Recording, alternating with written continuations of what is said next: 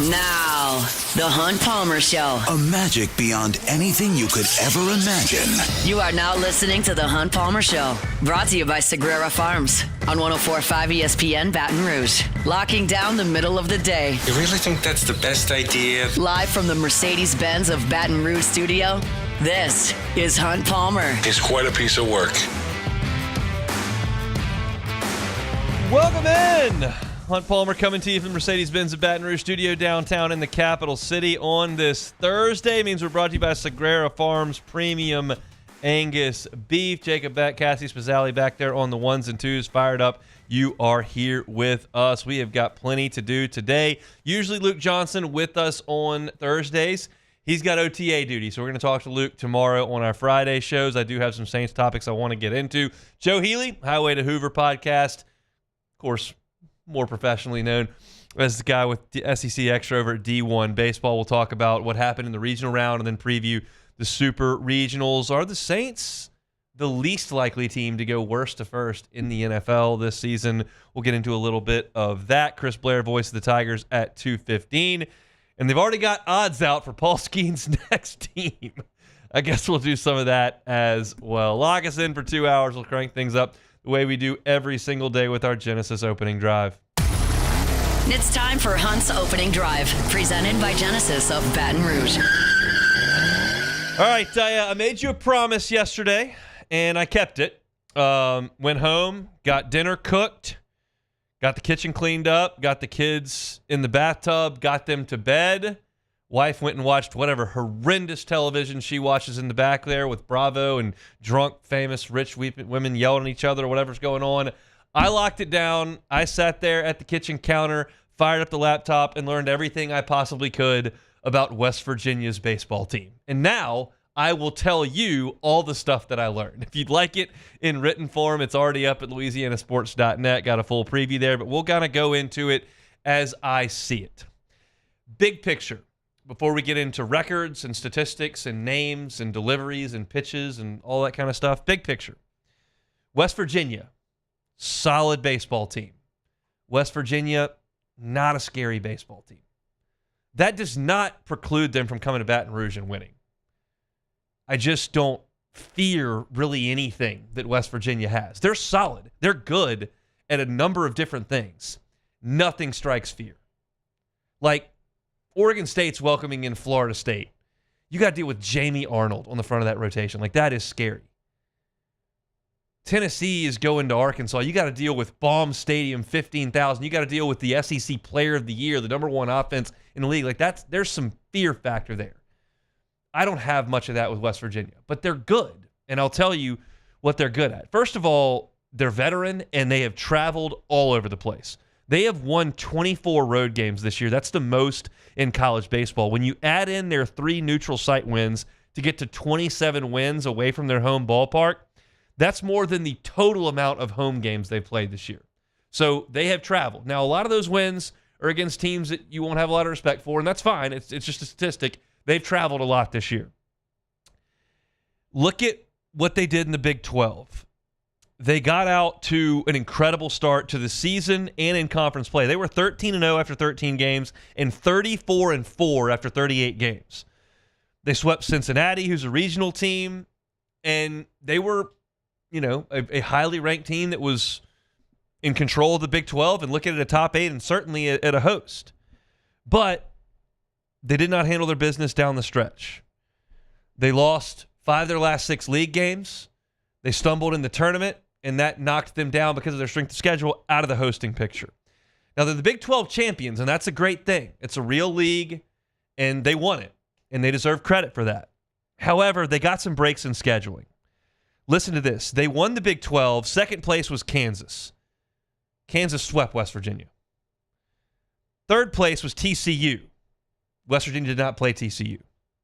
Fourth place was Arizona. Arizona played a 3-game series against West Virginia, and in the conference tournament, Arizona won 3 of 4 against the Mountaineers. And then you did not play Arizona State. So against teams 2, 3, 4 in your conference, and 5, 2, 3, 4, and 5, you were a combined 1 and 6. And you didn't play 2 of them. So It was a break in scheduling, and they took advantage of it. Now let's talk about their team, okay? That's how they got here. The starting pitching at the top is a strength for West Virginia. Absolutely. Is it terrifying? No. Is it a strength? Yes. Griffin Kern is going to start on the mound for West Virginia. I studied him pretty hard last night. Division II transfer from Quincy University, got a shot at the power conference level, took advantage of it. 5-3 with a 3.13 ERA, big picture this year. What strikes me is not Kern's stuff. It's not his measurables. It's not the metrics on his pitches. What strikes me about Kern is his consistency. He never had a bad start all year. The most runs he gave up in a single start all year was 4. He did that twice. 16 starts, he only did that twice. He gave up 2 earned runs or fewer more than half of the time. So in 10 outings, 2 or fewer runs. I think that's really good. Now, he's a left-hander, not overly big, like 6'1", and he's got a herky-jerky, bouncy wind-up. It's real herky-jerky, and there's a lot coming at you real fast. And because of that, there's some deception. He only throws 91 miles an hour. But Kentucky, who does not strike out very much, had some trouble with his fastball because it jumps on you because of the delivery, some deception, and there's some ride on it, and it's only 91. His off-speed stuff, I could not figure out. He does not throw, best I can tell, a traditional, like, hard slider or curveball. He'll throw a sweepy slider that breaks a lot horizontally, and he'll throw some change-ups. I didn't find any of it to be plus, but it's effective because he's not getting hit a lot. So the repertoire is not eye-catching. The numbers really are. And one of the things that is so impressive to me is that he has been a workhorse for them down the stretch. 127 pitches 3 times out ago. 129 2 ago. 118 against Kentucky on Friday. By the way, his 118th pitch was 92, which was higher than most of his fastballs for the day. So workhorse, and he threw 118 pitches on Friday, came back on Sunday and closed the game. So this is not a guy that I think has a pro future. This is a guy that's a workhorse, and that he'll go out there, I'm sure, on Saturday, the first game, and they're going to leave him out there until they can't do it anymore. And he's been good all year. Now, the number 2 starter, Jack Kartsanis, looks like if I told AI, build a pitcher for West Virginia, this is what it would spit out. He is 6'4", 220 pounds, big old boy, and the mustache is elite. We're talking a big old around-the-mouth mustache that's like full. And he comes out there and he's throwing it hard. He works out of the stretch as well. Same thing. And his stuff's more traditional. 94, 95, a little bit of sink on the fastball and a traditional like sharp slider. And he's been their number 2 starter since mid-April. He was a reliever. They now use him as a starter. Last week against Clemson, pretty good environment. He actually faced the home team. Kern did not. Kern faced Kentucky twice, but Casanos faced the home team and was pretty good. He worked into the 6th inning, 5 1/3, 7 strikeouts, 1 walk, only allowed 2 earned runs. He's big boy, got firm fastball, but not a first-round pick by any stretch of the imagination. Those 2 guys are good. Kern, Kartsanis, very, very good. The bullpen, as you heard yesterday from our guest, has been way overused. And that showed up in the regional and really showed up down the stretch as they got beat in the last 2 series, the Big 12 tournament. The guy they go to constantly is Reese Bassinger. He has made 29 relief appearances. He's got 5 saves. That leads the team. Listen to this jarring number.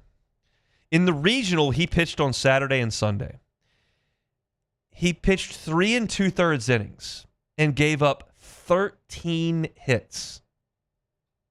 13 hits and a walk. He's a funky right-hander, 3/4 arm slot, sink-in stuff, not overpowering. They just love to use him because he throws a lot of strikes generally. It's 91 miles an hour, and he's getting hit a lot over the last 3 weeks. The other guy they go to a lot is Chase Myers. He's a more traditional reliever, more traditional windup, 94, 95 fastball, sharp slider, but he's tired too. 10 earned runs in his last 8 Big 12 innings. He also walked 2 and hit 2 in 1 inning against Clemson. They had a big lead on Clemson. They brought in Myers, and he couldn't throw it over the plate. He walked in 2 runs. He snapped off a breaking ball that hit a guy. He threw a wild pitch. He's tired. He's erratic. His walk numbers are high. LSU has to get to these guys. As long as Kern and Kartsanis are in the game, West Virginia feels good. You start to get to these guys in the bullpen, they're out of gas, I think. I mean, they could get a shot of life from a 13,000 Alec Box crowd maybe, but it's also going to be 95 degrees out there. So I think these guys are tired. I think their stuff is average, and I think LSU's got to get into the bullpen to deal with these West Virginia arms. It's again, solid 1-2. Bullpen, I think, is tired. Let's talk about the offense for West Virginia. You know what? I can do that in the next segment. We've already gone 11 minutes here. We don't have a guest in the next segment because Luke's not coming on. I can bump Saints back a little bit. And let's get into West Virginia's offense and some more keys. Since I'm going to make it into 2 segments, let me circle back real quick to one little nugget to put in the back of your mind that's certainly in mine right now. Bassinger and Myers are the 2 relievers I just told you about with West Virginia. They're both right-handed. Kern is left-handed, who's going to start, I believe, on Saturday. He's their ace. That means Josh Pearson's probably going to start. If you can get Kern out of the game and get to one of these guys, that's a spot for Jake Brown. I'm fine if he starts the game, trust me. I know Matt will yell and scream in the next show about it, and that part has been said, and that's all fine and dandy. I'm trusting the staff there. But I'm just telling you that if they do what they've usually done and Pearson starts against the lefty, watch for Jake Brown. Huge pinch hit opportunity late in the game on Saturday against one of these 2 relievers.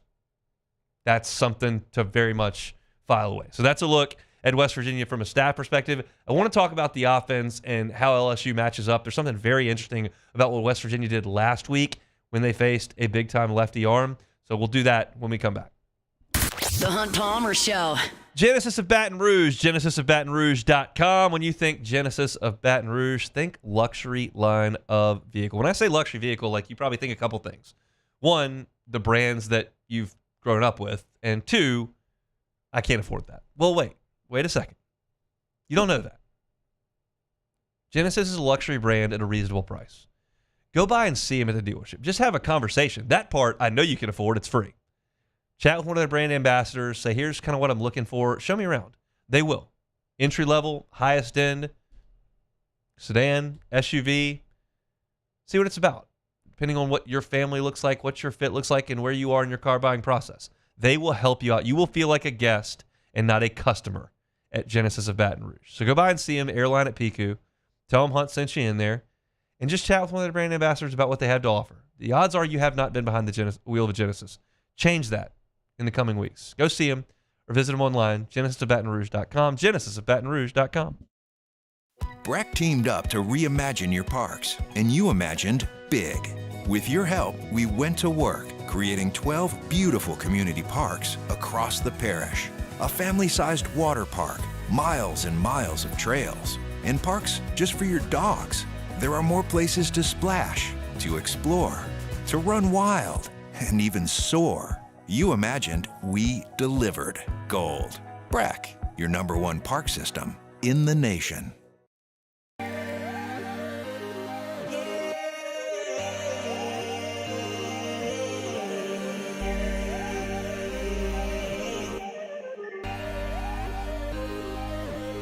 You gotta believe in a dream. Believe. You gotta believe in a dream. Believe. You gotta believe. My whole team on wild.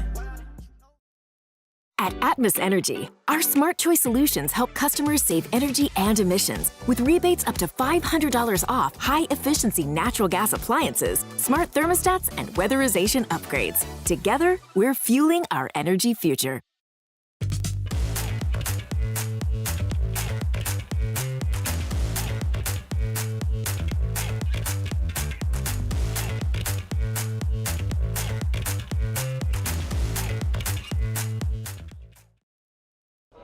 These ice cubes could have been a thankless bed for an all-you-can-eat salad bar. But instead, they cradle and cool the crisp, refreshing Dos Equis. Nicely done, Ice Cubes. ED, low T, or simply seeking to optimize your health and performance? Goodwood Men's Sexual Wellness offers a range of discreet services to address your specific needs. We empower men to reclaim their health and confidence. Visit yourgoodwood.com. At Luba Workers' Comp, our journey began over 30 years ago with a simple belief: our clients come first. At Luba, our business has always been focused on people, not policies. Through every success and challenge, we've continued to grow because we've stayed true to our values, committed to providing you with genuine dependability. Because your well-being is more than a priority. It's our purpose.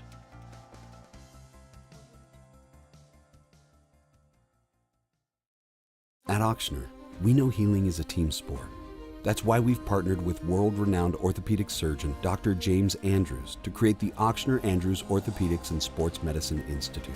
Whether you're a professional athlete or a weekend warrior, our team of specialists are dedicated to getting you back in the game.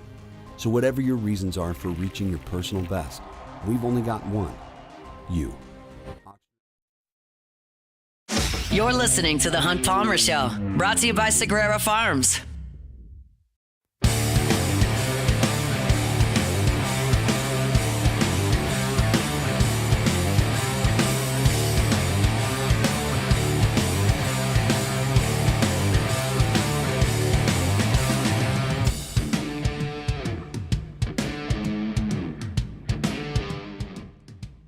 All right, our Thursday show is brought to you by Sagrera Farms. Y'all are answering the call, and if you want some of the best beef in the country, I would suggest you grab the old cell phone out and get ready, because I'm going to give you Sean Sagrera's number here, because you're going to want to get in line. I know that we told you about their Memorial Day sale up there at Sagrera Farms. They were selling those 2-pound bags of the best ground beef you will find. And y'all answered the call. They blew through 600 pounds up there at Sagrera Farms, 55 new customers. And right now, if you want to get in line for some of the best beef in the nation, just outside Baton Rouge, that you can go drive and pick up, you're going to want to hear about this, because there are 10 animals right now that are starting that 45-day aging journey. And in those 45 days, you're going to want to get in line to grab some of them. If you're looking for ground beef, if you're looking for fillets, if you're looking for strips, ribeyes, flanks, whatever the case may be, he'll cut it any way you want it cut. Talking about the Denver cut, talking about skirts, they got it. If you want to get in line, give Sean a call. 719-1723. It's 719-1723. Only prime steaks. It's in the top 1% in the country, and it's right outside of Baton Rouge. They bring you our shows each and every Thursday. If you're looking to get out on the grill some steaks, grill some burgers, Sagrera Farms is where you need to be picking up that beef. Give him a call. That's Sean's number, 719-1723. All right, we talked about the pitching, so let's talk about the other side of things with West Virginia here. What stands out with their lineup is its length. It's not a lot of star power. They don't have anybody that's going to go in the top 50 picks of the Major League Baseball draft. They don't have, they had J.J. Weatherholt the last couple of years, who was a first-round pick at second base, left-handed bat, great player. They don't have anything like that. But they've got a lot of good hitters, and that's why they win a lot of games. You run through some of their statistics as it relates to the Big 12, which I think is a fair thing to do. Third in runs, fourth in hits, third in doubles, fourth in on-base percentage, fourth fewest strikeouts, third in hit by pitch. So top 4 in all those categories that have to do with finding holes, getting hits, getting on base, putting the ball in play. That's what they're very good at. They do not slug. 11th in the Big 12 in home runs, 11th in slugging. The only player on that roster that had double-digit home runs is Kyle West, and he had 10. In the regional, they went to Clemson. They won 3 games, swept through it. They hit 1 home run. They just don't do that a lot. They have 2 total home runs in their last 6 games. So they are built on creating a lot of innings and manufacturing runs with multiple hits, with stealing a base, with dropping a bunt, with finding a hole, with grounding to the right side. And that, to me, seems like a tall order against guys that strike out as many hitters as Cade Anderson and Anthony Ianson. Now, it's a clashing of styles, and you've certainly got one team that doesn't care about the strikeout pitcher. They're going to put it in play. And you've got these pitchers that are like, I don't care if you guys put it in play. They're not, for me, here, strikeout. And my instinct is to go with a potential top 5 pick in the draft in Cade Anderson and a guy who might be throwing it as good as Cade Anderson and Anthony Ianson. I'm going to favor them over a lineup that's, done well in the Big 12. They haven't seen legit aces. I went back and looked for this to try to see what this West Virginia lineup has seen as far as like high-level draftable pitchers. And you just haven't seen much of that. They faced 2 relievers from Oklahoma State, and they didn't get a run off either one of them in 1 inning. They saw 1 reliever from Houston who struck out 6 in 2 innings. But that sample size is so small, I'm not even comfortable drawing anything from it. Now, if they had seen Liam Doyle or they had seen Liam Peterson for Florida, or if they had seen Jamie Arnold from Florida State, I would take some information from that as it results to Cade Anderson. They didn't see any of that in the Big 12. I looked at a top 200 list. They faced 3 pitchers on it this year. It didn't go great, but it was like 3 or 4 innings. So I don't draw anything from that. But I like LSU against this lineup. One thing I did know for sure is that Kentucky threw Ben Cleaver against West Virginia on Friday. If you don't know who Ben Cleaver is, LSU didn't play Kentucky. He is their freshman left-hander, big, tall, and they call him the Slim Reaper, big, skinny left-hander. And they knew that they didn't have an ace this year, so they put Cleaver in on Sundays, who was their best pitcher, to try to win a matchup right there. Like, we know if we throw him on Fridays, like, he may get beat by some of these guys in the league. I don't want him facing Zach Root and Cade Anderson and Liam Peterson and Hunter Elliott and Ryan Prager. Like, I'd rather just bump him back and put him on Sunday, and we have an advantage now. We'll take our lumps on Fridays, but we have an advantage on Sunday.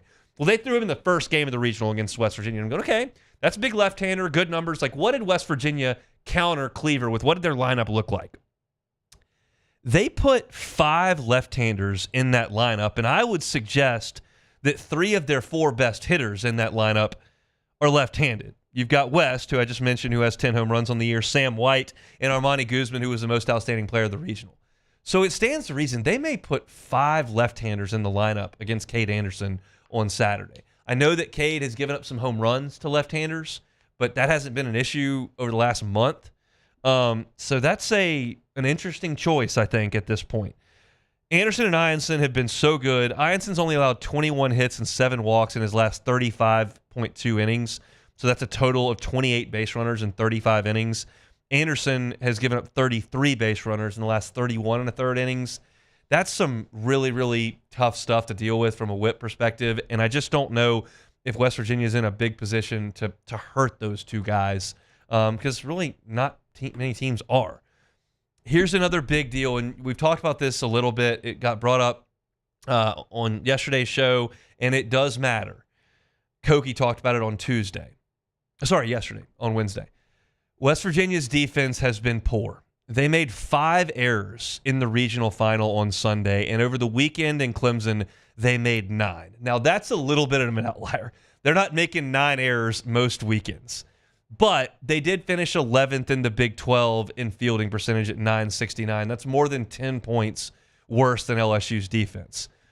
Prior to the regional, so before they made 9 over 3 days in Clemson, they hadn't had a multi-error game since late April. But they made at least 1 error this year in 41 out of 58 games.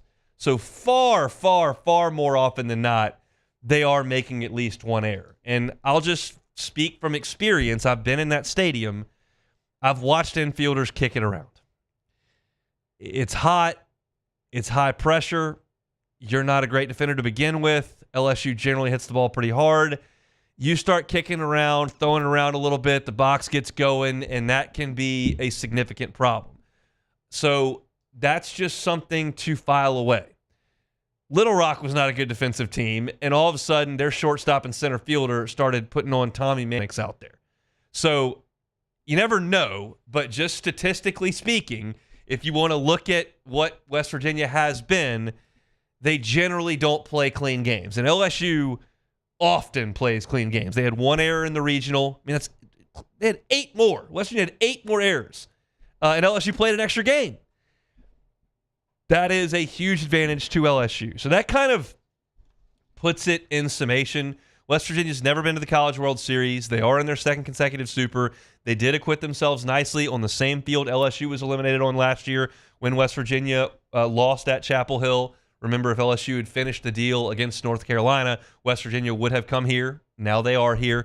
I feel like LSU is a significantly better team. I was listening to the D1 Baseball Preview podcast with Aaron Fitt, Kendall Rogers, Joe Healey, as well as Coach Rooney, Mike Rooney, and I forgot who said it. I think it was Mike Rooney said that he felt that this was the biggest mismatch among the super regionals.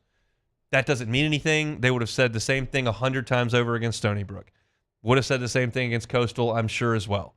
So we all know that, but in breaking this down and looking at trends, looking at statistics, looking at draft grades, looking at recent trends, looking at everything that you can look at, it feels like LSU should be a good spot. Now, it's easy for me to paint you a picture of LSU struggling with Kern on Saturday, of Cade Anderson giving up 2 home runs, which he has done a couple times, and of West Virginia winning that game. Like, I can paint that picture. I can paint Anderson coming out after 7 innings and LSU going to a bullpen guy who can't throw it over the plate. Like, we just saw that last week.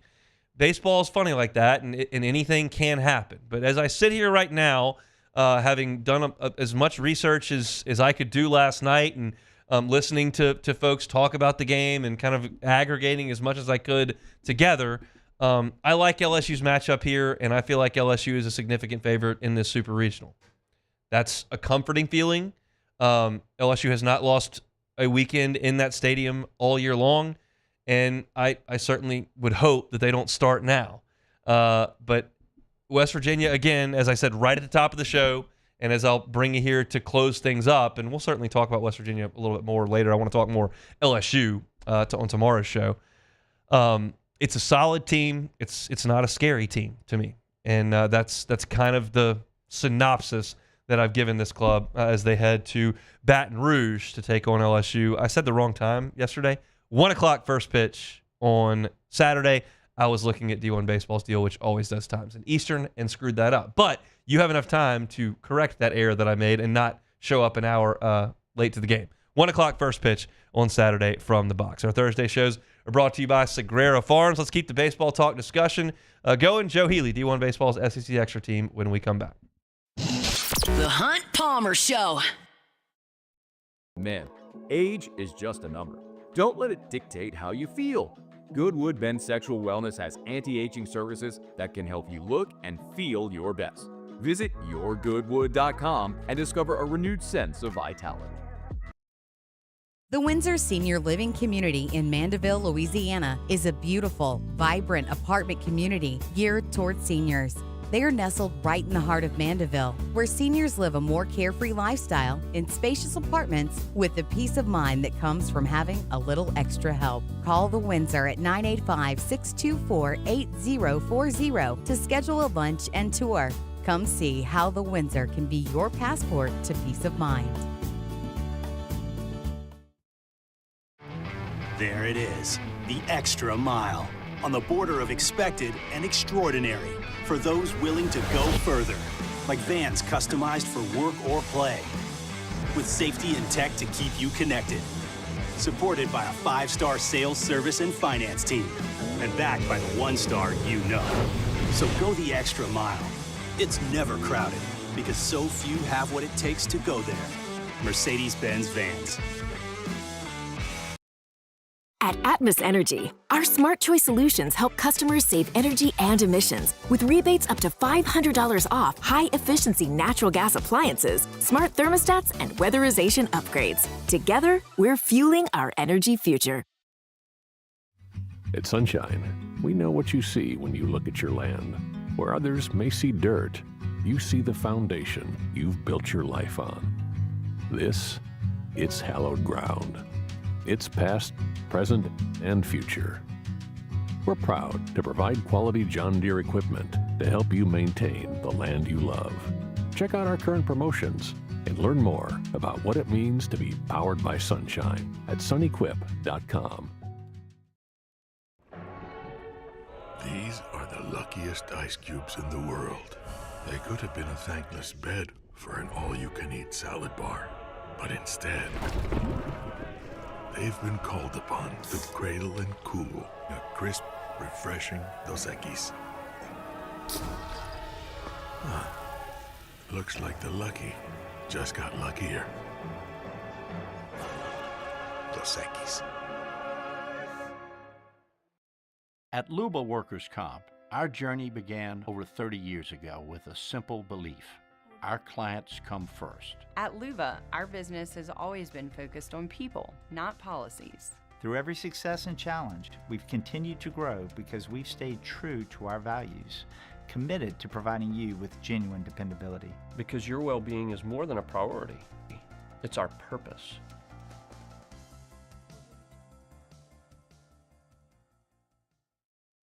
At Ochsner, we know healing is a team sport.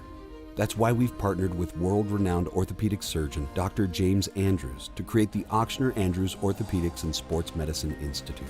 Whether you're a professional athlete or a weekend warrior, our team of specialists are dedicated to getting you back in the game. So whatever your reasons are for reaching your personal best, we've only got one. You. Ochsner Andrews Institute. Long live you. At Bayou Automotive, we believe in a sales process that puts you first. We want you to experience an easy purchase with clear pricing and great service. Let Bayou Ford and Bayou Chrysler Dodge Jeep Ram be your trusted partners in finding your perfect vehicle. The crew at Bayou Automotive is going to do right by you.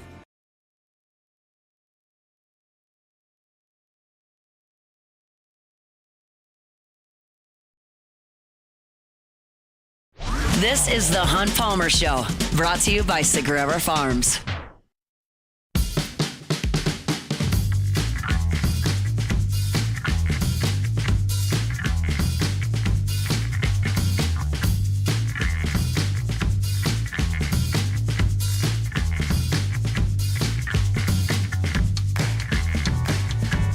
Thursday shows brought to you by Sagrera Farm Premium Beef. Big news for the ride home from work today. I'm not going to be listening to the Frozen soundtrack for the 963rd time in a row. Sure, you're happy about that. I'm going to listen to Highway to Hoover because the new one's out. That'll be previewing the Super Regionals. Joe Healey, Mark Etheridge always do great work. Appointment listening for me, and Joe's always here with us on Thursdays. We appreciate his time here on the Jim's Firearms Hotline. Joe, how are you?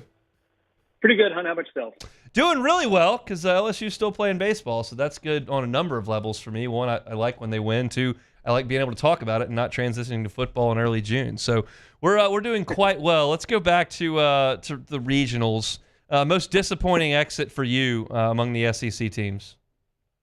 I think it has to be Vanderbilt, just when you consider they did so much work to get to the number one overall seed. They did a good job of kind of convincing us that this was a different team. This offense is better. The bullpen is deeper. We're so much more well equipped to win the postseason. And then their regional just kind of looked like what we've seen from Vanderbilt the last couple of years, where they've just totally fallen flat. And so it was just a complete reversal to type. So there were some other ones, but that to me was the one, because even Ole Miss, I mean, that's disappointing in the way it happened. You lose to a 4 seed, you push it to a game 7 and can't get it done. That's disappointing. But ultimately, that's kind of what Ole Miss felt like, kind of a fringy host team that maybe got hot at the right time. Whereas with Vanderbilt, we were starting to think of them as a national title contender. And then lo and behold, they're lucky they even won a game there against Wright State to open it. And then they lose the next two. It's just a really, really rough exit for them.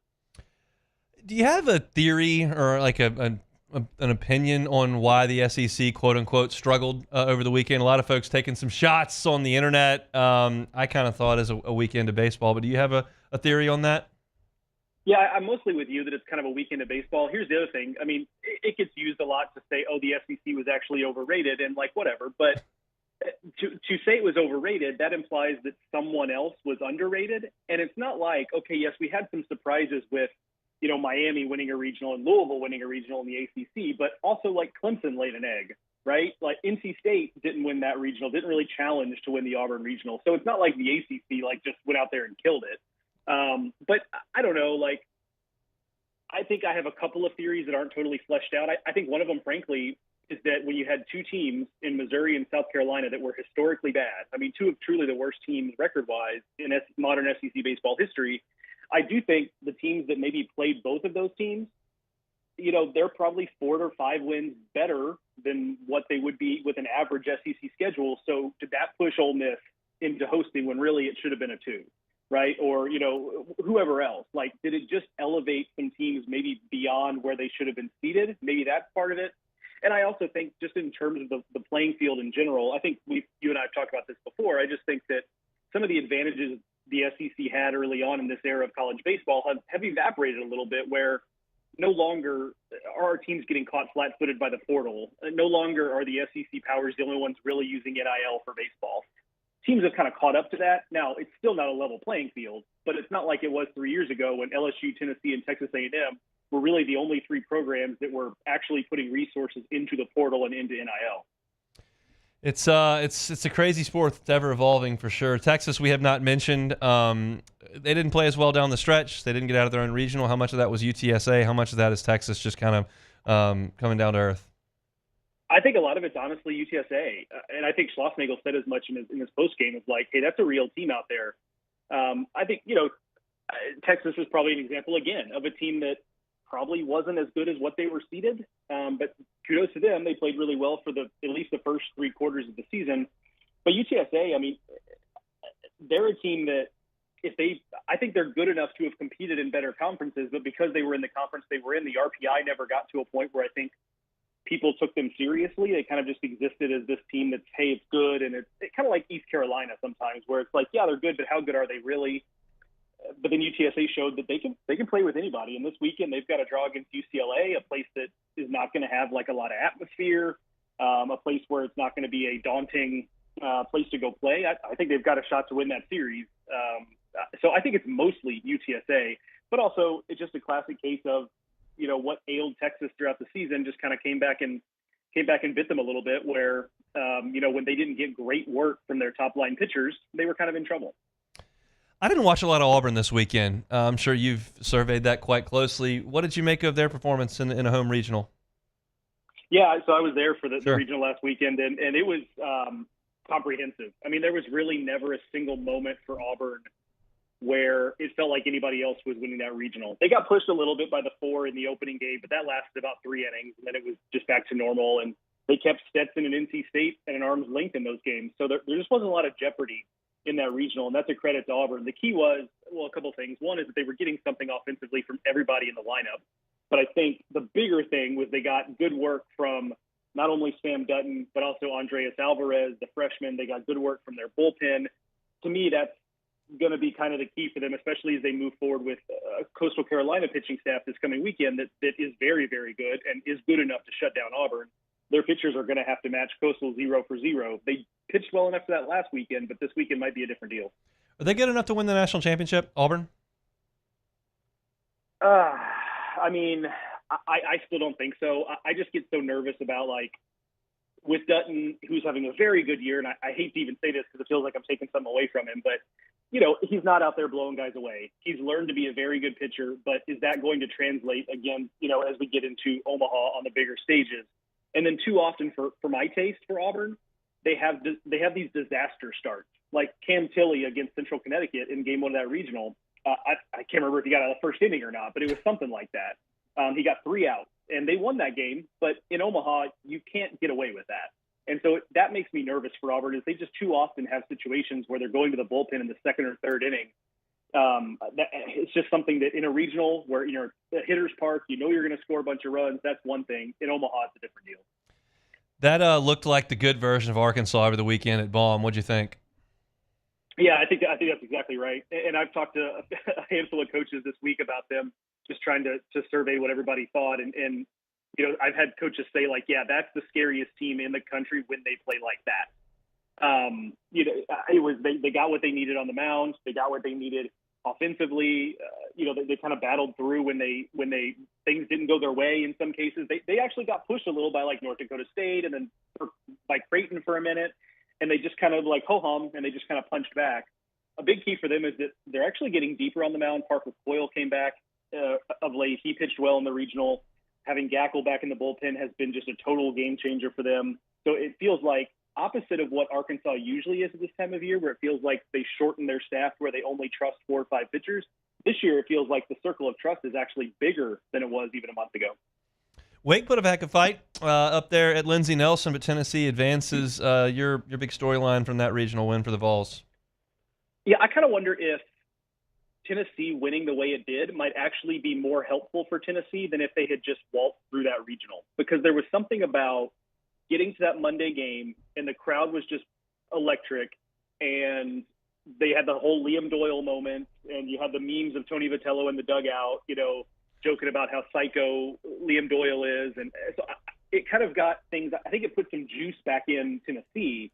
And I think it was reflected in the way they played. So I do wonder if that's actually more helpful because there's a little more wind at their back. Whereas if they'd have played a relatively routine, kind of boring regional where they were never really pushed, that's great because you wouldn't have to use Liam Doyle in relief and all that stuff. But for a team that is so predicated on having energy in the building and some juice, maybe that way was actually better for them as they head into probably the toughest super regional matchup that's on the board.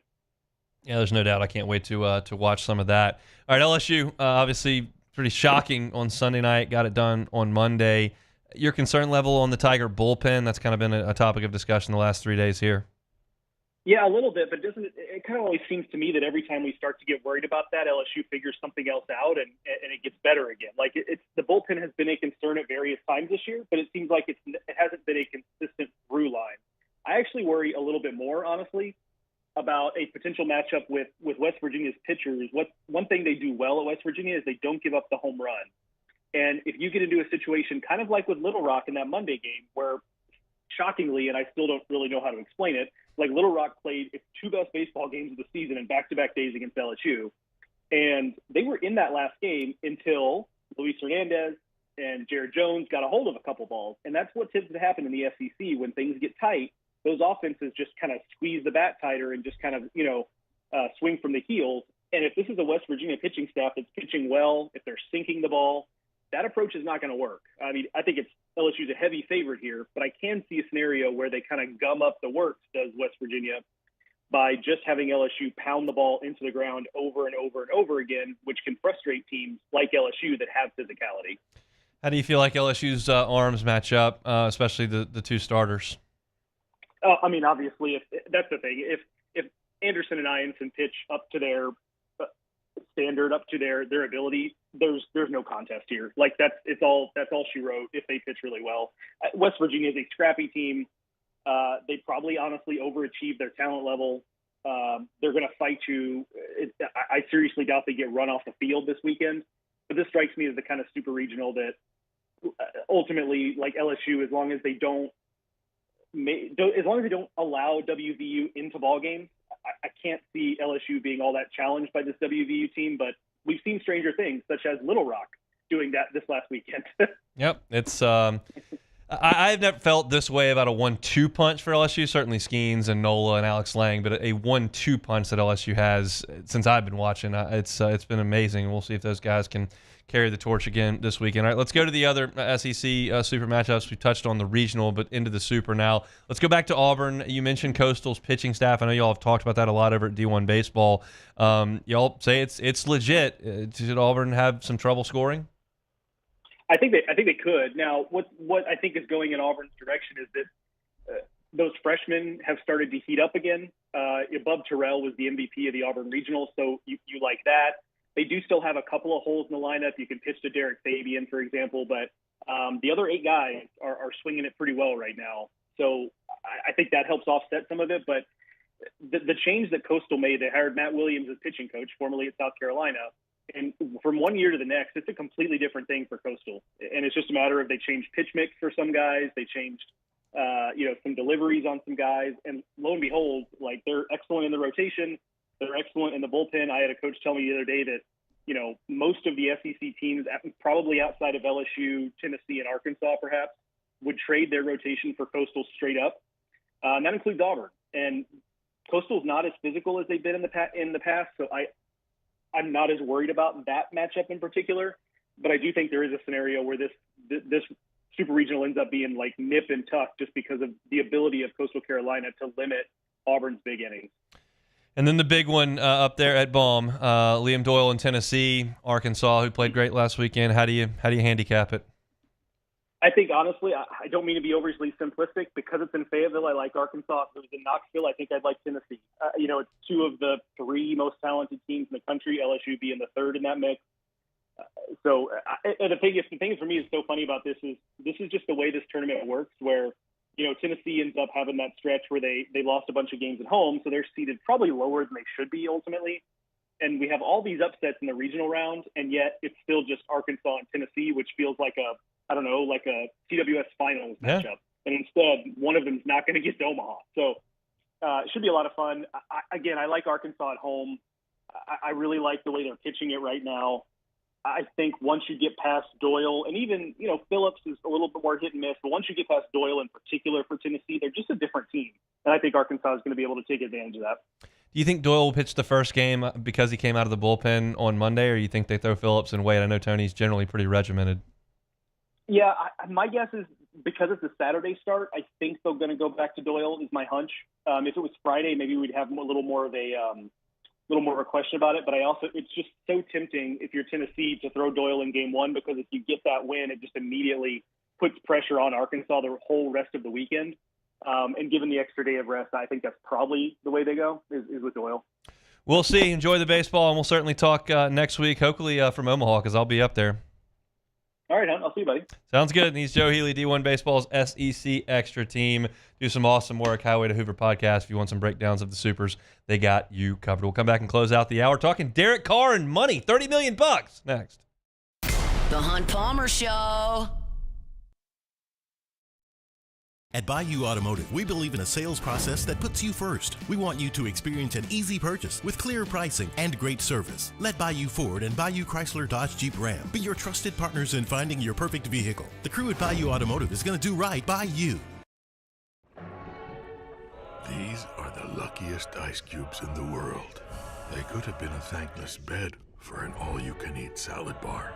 But instead, they've been called upon to cradle and cool a crisp, refreshing Dos Equis.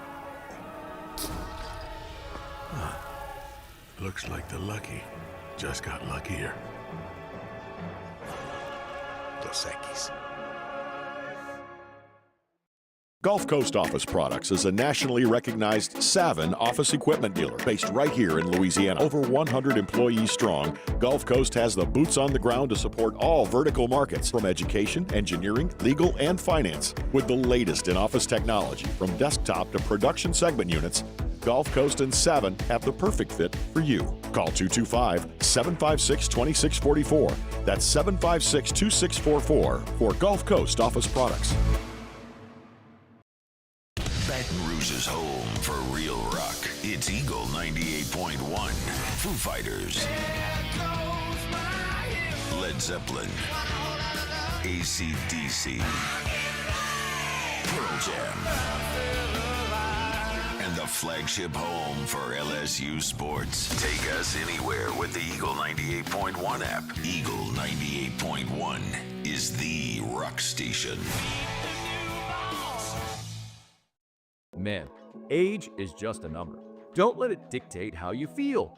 Goodwood Men's Sexual Wellness has anti-aging services that can help you look and feel your best. Visit yourgoodwood.com and discover a renewed sense of vitality. At Bayou Automotive, we believe in a sales process that puts you first. We want you to experience an easy purchase with clear pricing and great service. Let Bayou Ford and Bayou Chrysler Dodge Jeep Ram be your trusted partners in finding your perfect vehicle. The crew at Bayou Automotive is going to do right by you. At Sunshine, we know what you see when you look at your land. Where others may see dirt, you see the foundation you've built your life on. It's hallowed ground. It's past, present, and future. We're proud to provide quality John Deere equipment to help you maintain the land you love. Check out our current promotions and learn more about what it means to be powered by sunshine at sunequip.com.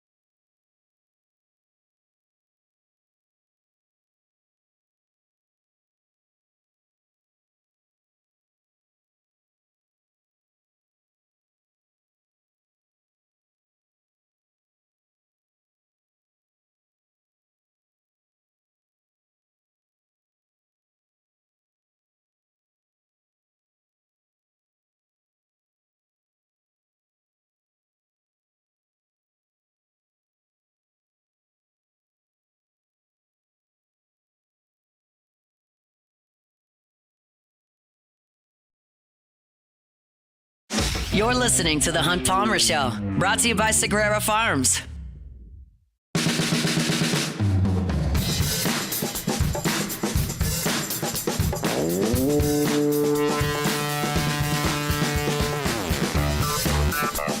All right, closing out hour number 1 here, brought to you by Sagrera Farms Premium Beef.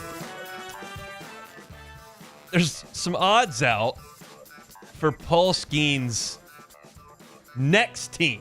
Already? Keep in mind, he's been with the Pirates about 1 year. 1 year about on the money. And he, this year, has only allowed 19 earned runs in 13 starts. Think about how good that is. 19 earned runs in 13 starts. So how many of those games do you think the Pirates have won, those 13 starts? Not many. 5. They're 5-8. And so people are suggesting that the Pirates will now move on from Paul Skenes and trade him for more. And I'm going, okay, what are you going to trade him for? Prospects? Prospects work out like 20% of the time. And what you're trying to get out of a prospect is a great player on a cheap deal. That's what Skenes is. So if the Pirates were to trade them, and let me make this very clear. I think there's no chance of that happening. Like, no chance. Then you would essentially just suggest that you're not even trying. If you trade Paul Skenes, who might be the best pitcher in the sport, for 19-year-old prospects who inevitably will not become Paul Skenes, and you might get 4 for him, and one becomes a serviceable big leaguer, one becomes a bench player, and 2 completely flame out when they're 21 years old, well, you're not trying. You've got the greatest thing that you can have. The best thing you can have in all of professional sports, specifically those with salary cap, but even in baseball, if you're working off of a budget, which the Pirates very much are, you've got the guy on a tiny deal. And he's under control, and you don't have to deal with it. Paul Skenes isn't going to hold out. Not going to sit there like an NBA guy and demand a trade. He's going to go pitch. Now, your ownership is never going to spend any money, so you have no chance of signing Paul Skenes long term, but you can cross that bridge 2 years from now. If the Pittsburgh Pirates ownership does not spend exponentially more than they ever have while Paul Skenes is on a rookie deal, pitching better than almost anybody in the country, then the MLB should step in and take the organization away. I know that's not possible unless there's some sort of legal issue that has to be dealt with that happened in the NBA. You can't just have the franchise taken away because you're cheap. But that's what should happen. Because it's a disgrace to the city, the fan base, to have a guy this great on a deal this cheap and just collect the ticket money when he pitches and sit on your hands and finish in last place with the best pitcher in the sport. It's a disgrace. And it's no surprise to anybody. The second the commissioner said Paul Skenes' name and put that hat up there and Paul Skenes was a Pittsburgh Pirate, you knew this was coming. This was inevitable because they're a disgusting organization that's run by cheap people that don't spend money or can't spend money. And either way, you can never win doing that. And this was always going to be Paul Skenes' fate. But the fact that they're already odds up on his next team 1 year into his big league service time is an embarrassment to that franchise. Now, hand up. I don't like that franchise. They're in my division. They're no threat, so I don't harbor the ill will that I do for Milwaukee or St. Louis. They're just the Pirates, whatever. We played them in one important game ever, and Arrieta threw a complete game shutout, and we won the playoffs, and the Pirates didn't. But this is pathetic. And for him to go out there and dominate every single start and to be significantly under 500, 5-8 when he starts, is gross. Gross. But that's where we are. Brought to you by Sagrera Farms, premium Angus beef every single Thursday. We got a lot to do in the second hour. Chris Blair in 20 minutes. We'll talk about the Saints and Derek Carr at the top of the next hour and him giving back $30 million out of the goodness of his heart. We'll pause for national headlines at SportsCenter. We'll see you on the other side. Thursday edition of the Hunt Palmer Show. The Hunt Palmer Show. Highland Insurance Group, HighlandIG.com. If you're a business owner, if you're a CFO, risk manager, if you're someone who handles commercial insurance for the company that you own or work for, and you feel like you pay a lot for insurance on the property and casualty side, have you ever looked at a captive? That's just a question. If you have never been presented with the option of a captive, and not every insurance broker out there is savvy enough to handle captives or has a relationship or capability to work with a captive, but the Highland Insurance Group can. And I believe, based on my 7 years in insurance, that's where this industry is going. That's where insurance is headed, is captives. If you are a business and you buy insurance and you've never been presented with a captive opportunity, the Highland Insurance Group needs to be on your list to make a phone call to. Jonathan Carr and his team do it all the time. It's the Highland Insurance Group. Check them out online. HighlandIG.com, HighlandIG.com. At Sunshine, we know what you see when you look at your land. Where others may see dirt, you see the foundation you've built your life on. This, it's hallowed ground. It's past, present, and future. We're proud to provide quality John Deere equipment to help you maintain the land you love. Check out our current promotions and learn more about what it means to be powered by sunshine at sunequip.com. It's not just a game, it's a religion. You've got your team colors, team swag, and now your very own website, LouisianaSports.net. Everything LSU, Saints, and Pelicans. Sports on demand. In-depth coverage by sports writing pros with continuously updated news. And with the LouisianaSports.net newsletter, you get pinged directly with top trending stories. Best of all, now and always, no paywall. It's free. LouisianaSports.net, powered by 104.5 ESPN Baton Rouge. Your home for Louisiana sports. There it is, the extra mile, on the border of expected and extraordinary for those willing to go further, like vans customized for work or play, with safety and tech to keep you connected, supported by a 5-star sales, service, and finance team, and backed by the 1-star you know. So go the extra mile. It's never crowded, because so few have what it takes to go there. Mercedes-Benz Vans. ED, low T, or simply seeking to optimize your health and performance? Goodwood Men's Sexual Wellness offers a range of discreet services to address your specific needs. We empower men to reclaim their health and confidence. Visit yourgoodwood.com.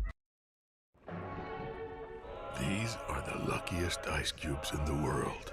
They could have been a thankless bed for an all-you-can-eat salad bar, but instead, they've been called upon to cradle and cool a crisp, refreshing Dos Equis. Looks like the lucky just got luckier. Dos Equis. At Luba Workers' Comp, our journey began over 30 years ago with a simple belief. Our clients come first. At Luva, our business has always been focused on people, not policies. Through every success and challenge, we've continued to grow because we've stayed true to our values, committed to providing you with genuine dependability. Because your well-being is more than a priority. It's our purpose.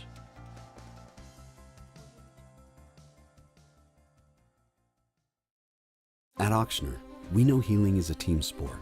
That's why we've partnered with world-renowned orthopedic surgeon Dr. James Andrews to create the Auctioner Andrews Orthopedics and Sports Medicine Institute.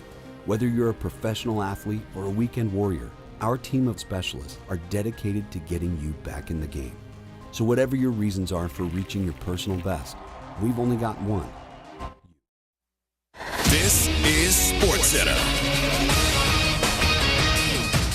I'm Christine Lisi. Being an underdog and overlooked is nothing new for these Pacers as they get ready to take on the Thunder in Game 1 of the NBA Finals tonight, and they would not have it any other way, according to forward Pascal Siakam.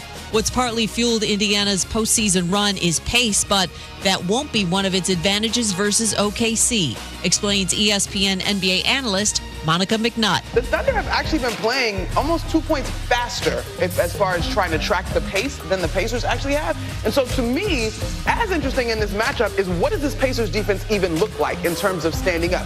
They're going to have to combat their own medicine in many ways. Game 1, 7:30 Eastern, ESPN Radio, 8:30 Eastern, ABC. Indiana is a plus 500 underdog per ESPN Bet. St. John's basketball coach Rick Pitino says he has zero interest in the Knicks head coaching job. He previously coached New York from 1987 to 89. NFL Colts quarterback Anthony Richardson aggravated the AC joint in his surgically repaired shoulder. No timeline for his return. Tennis, Coco Gauff won in straight sets and advances to the Women's French Open final. Will face Arina Sabalenka Saturday. Your summer drink is here. Twisted Tea is a smooth, refreshing, hard iced tea with 5% alcohol, making it the perfect drink to take any day this summer to the next level. Twisted Tea Brewing Company, Cincinnati, Ohio. Please drink responsibly. Now, the Hunt Palmer Show. A magic beyond anything you could ever imagine.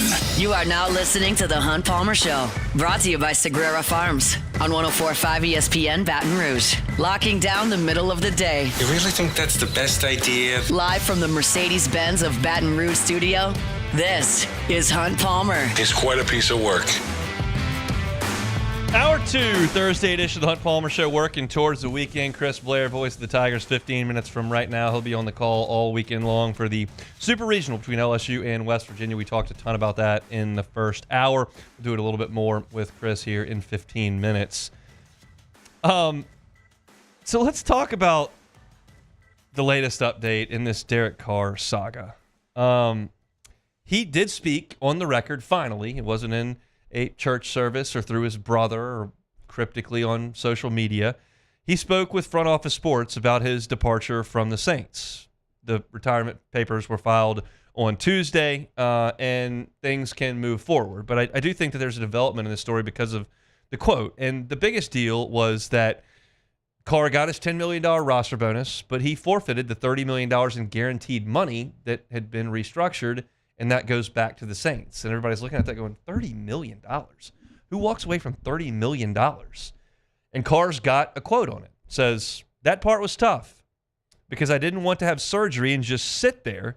It sounds crazy, but just take the Saints' money. I never played just for the money. I had a whole bunch of people tell me how crazy it was, and man, I would have never done that. And that's all cool, but I've gained all these things and the world has to offer, and it doesn't really do anything for your heart. I knew my heart was at peace, and that's really all that mattered. Okay, so let me take all of this information and give you the possibility if Derek Carr is actually telling the truth, which he may be, he may not be, but this is a possibility. You can doubt it and hate it and yell and scream about it all you want. It is a possibility that Derek Carr signed a contract, played the first couple of years, got hurt, needed to have surgery, said, okay, I have the surgery, I'm not going to play, and the Saints will have to pay me $30 million. It's not really fair to the Saints if I'm not playing, and if I don't have the surgery, I can play, but I won't be very good, and that's kind of taking their money too and putting me at risk, and I can just take the $10 million right off into the sunset, and look, I've made 196 in my career. I don't need the $30 million. I can just move on, and that's what I'm going to do. Like that is a real possibility. You can decide if it's 90% likely that happened or 4% likely that happened. It is a real possibility. What I struggle with is when Kat Terrell asked Derek Carr after last season if he would take a pay cut, which would ultimately help the Saints as far as their salary cap goes, decrease the amount of money he was earning, spread it out amongst the roster to try to get better. Derek Carr was adamant and immediately direct in saying, no, I would not take a pay cut. Feel like I've played well. That's the contract. So no. And so for him to say I've never played for the money in this quote, and then when asked about playing for less money, say I'm not going to do that, well, now all of a sudden we've got a little bit of a contradiction. Now, y'all know my personality. I think that one of these personality tests that we do at Guarantee that lays out kind of the way your mind works, and we talk about it once a quarter around here. I'm this Enneagram number 9, and it forces me to often look at both sides of an issue. And I think that's probably a hindrance to the great talk show guy that just, takes a point and he's saying, I'm right, you're wrong, here it comes. And that's not my nature. But I also think that at times it allows me to analyze both sides of the situation instead of planting my flag in the ground and saying, I'm right, you're wrong. So on this instance, let me look at that contradiction that says I never played for the money, but on the other hand, I'm not taking a pay cut. And let me just try to go, okay, well, he's not taking a pay cut if he's the starting quarterback of the Saints and he's out there for 17 games and he's waking up early and doing film study and going to practice and leading the team and running film sessions and doing extra drills and the OTAs and the mini camps. And if he's doing that, he's getting what he signed for. And if he's not, which is the instance now, well, I don't deserve that. It's possible. It just seems far-fetched. Is that fair to say? I have thought a lot of the way Derek Carr has handled himself as the quarterback of the New Orleans Saints until about December. And something changed with his messaging, with the communication outwardly in the media and with the team, with the cryptic stuff that's going on behind the scenes. And now David Carr's talking, and now there's a church deal, and now we got Carr reviews on the internet, and now we're retiring all of a sudden, and now there's money involved, and we'll take I don't know enough to bang this desk and go, Derek Carr is a liar. He thinks the Saints are going to sue him. That's why he's given the $30 million. But I don't know that. That sounds fun to Joe Saints fan who detests Derek Carr and wants to jump in and say anything they possibly can negatively about Derek Carr. It sounds fun. To me, personally, with the information that Hunt Palmer has to this day, it would be irresponsible for me to get here and do that. Irresponsible, because I don't know it to be true. Again, I'm not backing Derek Carr and going, clearly the guy's salt of the earth. Signed a contract. If he's played, he's going to take the contract. If he's not going to take the contract. I don't know. What appears evident to me with context clues and connecting dots and looking at this whole situation, which was obviously just a complete failure, is that something has eroded and deteriorated between the organization and Derek Carr since the fall. Call it September, call it December, whatever. And that's why Derek Carr is saying these things. And that's why Mickey Loomis, when asked about Derek Carr, when he hadn't said anything about Derek Carr, saying we've said enough about Derek Carr, even though he hadn't said anything about Derek Carr, that is a red flag. Something is up.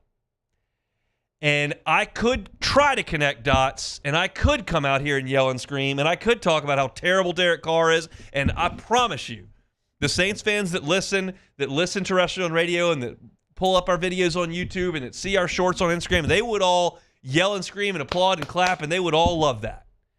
I can't get to that level because I just don't know. What I can suggest is it is as odd a fractured relationship and ultimate divorce as I can recall, and I don't know that we're ever going to get the answers.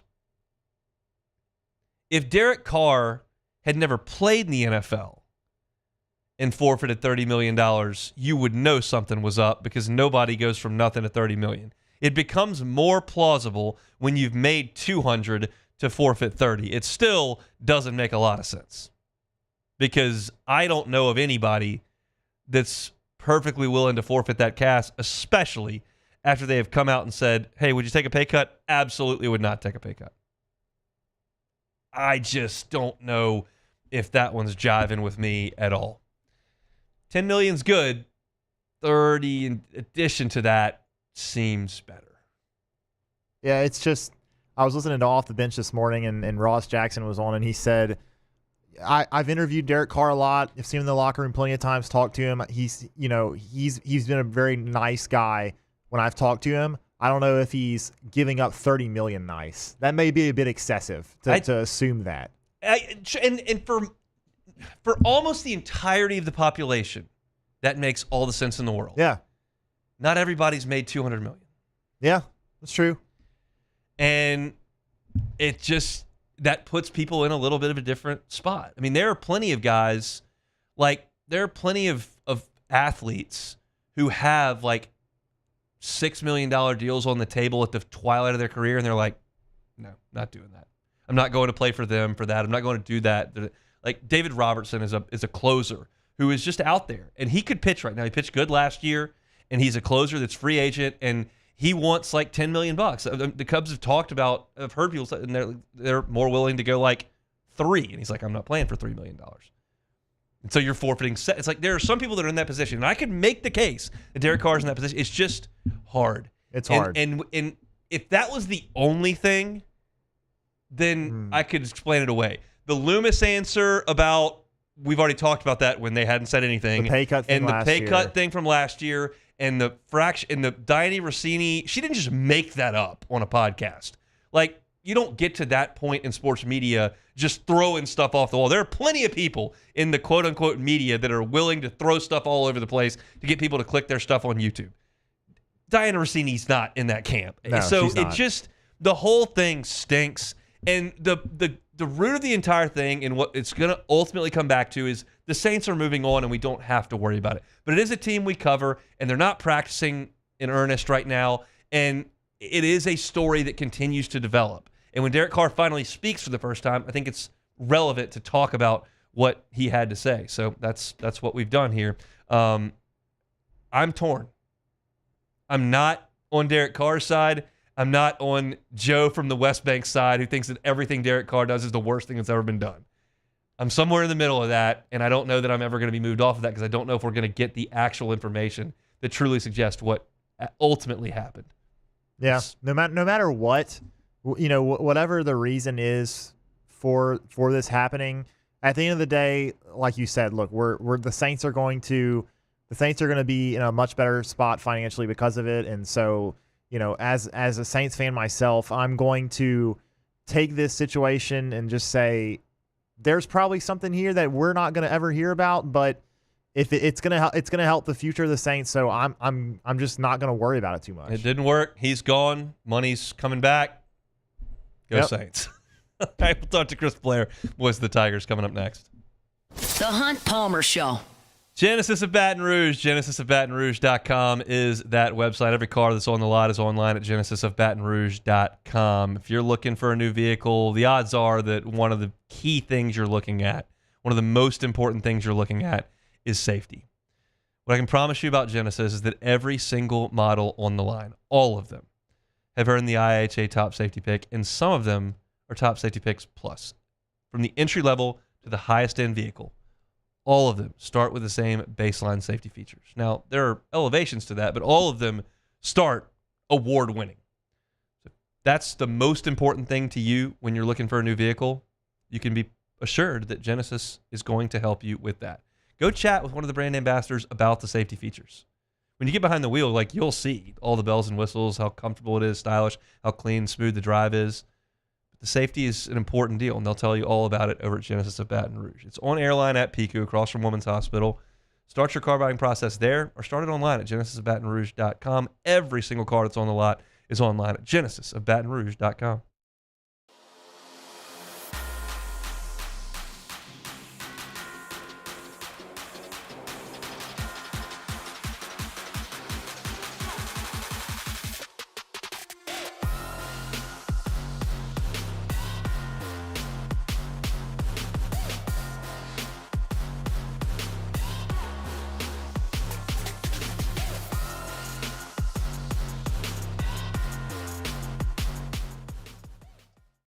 Man, age is just a number. Don't let it dictate how you feel. Goodwood Men's Sexual Wellness has anti-aging services that can help you look and feel your best. Visit yourgoodwood.com and discover a renewed sense of vitality. At Sunshine, we know what you see when you look at your land.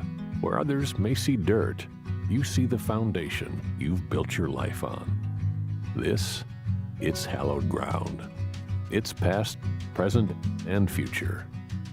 We're proud to provide quality John Deere equipment to help you maintain the land you love. Check out our current promotions and learn more about what it means to be powered by sunshine at sunequip.com. These are the luckiest ice cubes in the world. They could have been a thankless bed for an all-you-can-eat salad bar. But instead, they've been called upon to cradle and cool a crisp, refreshing Dos Equis. Looks like the lucky just got luckier.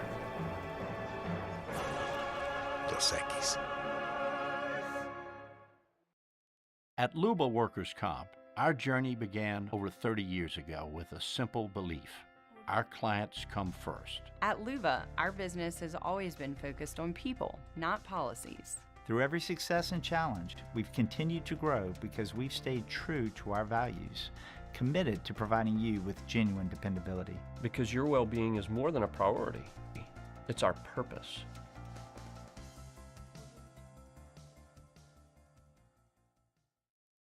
At Ochsner, we know healing is a team sport. That's why we've partnered with world-renowned orthopedic surgeon Dr. James Andrews to create the Ochsner Andrews Orthopedics and Sports Medicine Institute. Whether you're a professional athlete or a weekend warrior, our team of specialists are dedicated to getting you back in the game. So whatever your reasons are for reaching your personal best, we've only got one. You. Ochsner Andrews Institute. Long live you.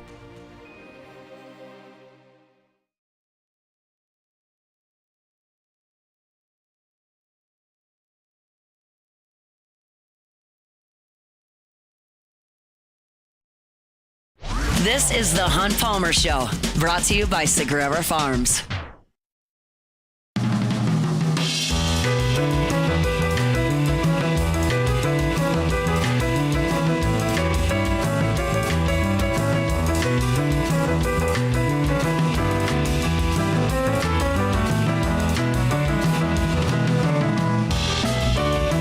Thursday shows brought to you by Sagrera Farms Premium Beef. It is the summertime, time to get those burgers on the grill, steaks on the grill. There's no better place to get your beef than the prime 45-day aged beef from Sagrera Farms just north of Baton Rouge. Be telling you more about it here in a few minutes. They bring you our shows each and every Thursday. Shout out Sean Sagrera and the team over there at Sagrera Farms. Chris Blair, voice of the Tigers, on the mic into the early morning hours 4 times in a row over the weekend.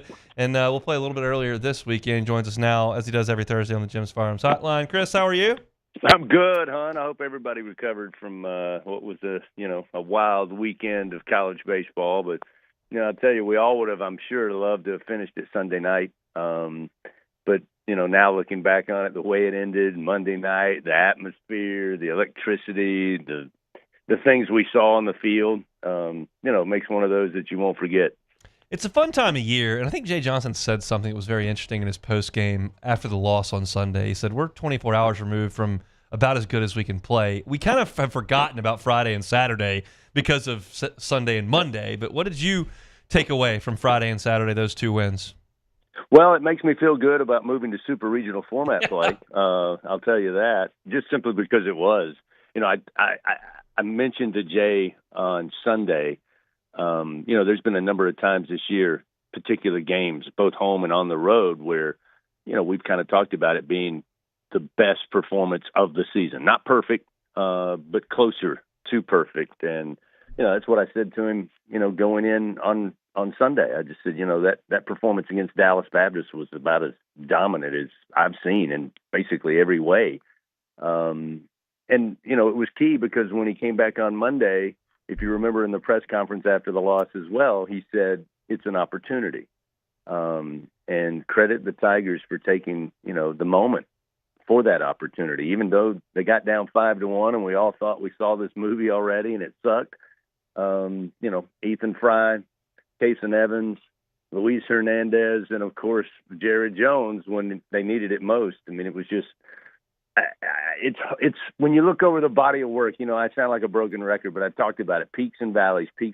And goodness knows we can all remember some of the valleys, and LSU did not play well. But I just don't ever count this team out, I mean, that's why there's no clock in baseball. And, and I like the makeup of this team. And as I think I told you prior to first pitch on Monday night, when I went down to the clubhouse for about an hour, you would have not have thought it was a do or die situation being around the coaches and players. I mean, it was very loosey-goosey, and it was clear to me they had put whatever had happened Friday that was good, Saturday that was good, Sunday that was not so good, they'd already put all of that behind them. And they fell behind 5-1, but they came back on the wings, as it were, of Kason Evans and Ethan Fry. What'd you make of the freshman Kason Evans' performance?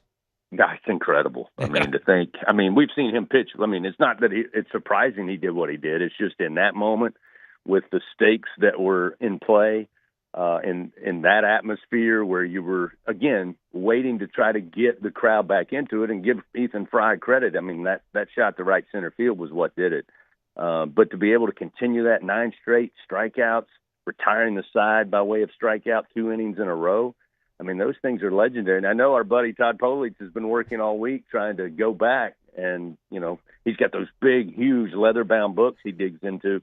And, 9 strikeouts in a row, you look at the list he's already compiled, pretty impressive.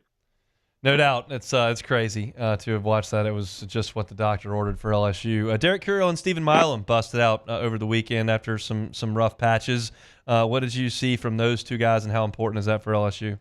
Better late than never. Yeah. And that's kind of been the thing that had you scratching your head with Milam. Because if you look back to last year, I'm not comparing Curiel and Milam. I'm just talking about their maturity in their freshman years.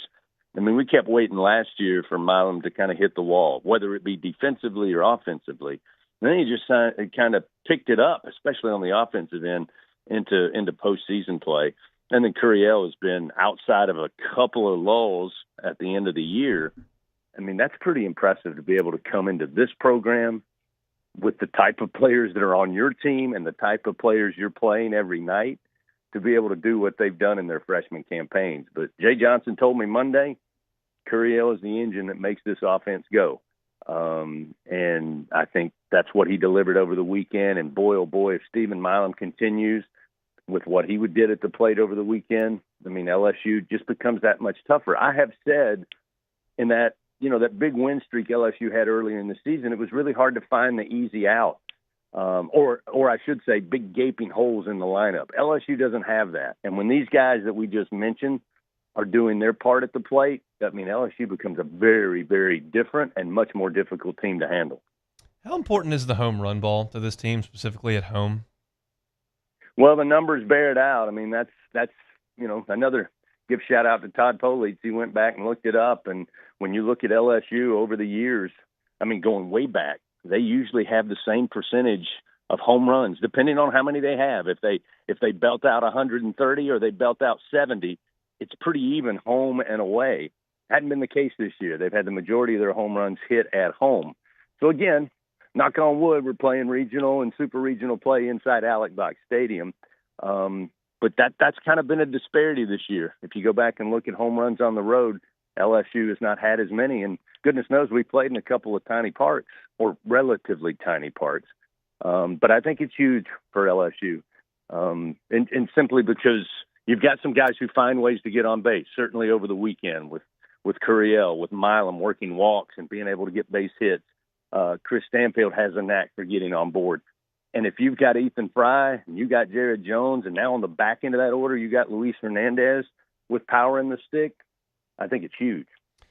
Just puts a jolt into the crowd, and it also sometimes puts a crooked number on that scoreboard, which can be a big, big deal in the home ballpark. Bullpen, Chris, it's been a changing number of guys, and it's great in Hoover, not as good on Sunday. Where are you with those guys right now? Yeah, I mean, I think it still goes to consistency and the lack thereof. We've kind of said that I don't know how many times this year, and I know people don't like hearing it, but they can see it for themselves. There's been moments where you feel like, okay, we found the 4 or 5 guys out of the pen to complement Cade and Anthony in starting roles. And then you come off, weekends like at Auburn, at times against South Carolina, and then certainly this past weekend with the performance on Sunday, 11 walks and 8 of those guys that get aboard find home plate. That's a recipe for disaster. But we still, again, glass half full kind of guy. That's how we all have to be here in postseason play. You know you have some guys who have the potential to do what you need them to do. Do you feel like they can go out there every single time and do it? Not yet. But there's still time, Hunt. Still time. There is. They gotta do a good job this weekend because I don't know that I can expect Anderson and Ianson to give you 2 complete games. Somebody's gonna have to come in there and slam the door. Do you think that Jay will go to Case and Evans at some point, or do you think they kind of save him for a potential Monday game? You know, it's so weird because you were there in the booth with us before the game. We kept saying, okay, before we saw the lineup, probably go with Zach Cowan. No, you probably go with Kaysen because he's got a couple of starts, and that way you know you got Zach waiting in the wings if it's not a tremendous performance in a starting role. And then Jay Johnson, who, of course, knows way more than any of us combined in that room, said, no, we're going to go with Zach, and then we'll lean on Case and Evans if we have to call the fireman. I don't really know. I mean, I think most of us felt like we all did prior to Monday's game.